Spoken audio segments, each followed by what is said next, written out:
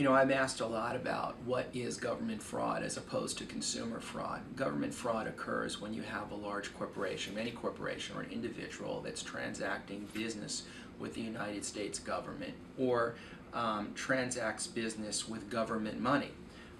And that entity or individual engages in a course of conduct which causes the money to be spent where if in fact the wrongful conduct was disclosed, there's a potential that the money wouldn't have been spent. So it's a pattern of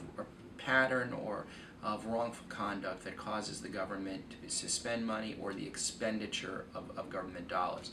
That's government fraud, and we call it government fraud, government contract fraud, or fraud under the Federal False Claims Act, or wrongful conduct under the Federal False Claims Act. Consumer fraud is a whole different animal. Consumer fraud occurs where you have a corporation that engages in wrongful conduct that injures consumers. In fact, the government may be a consumer, but typically when you're talking about consumer fraud, you're talking about fraud on the private sector as opposed to the public sector, and government funds need not be involved.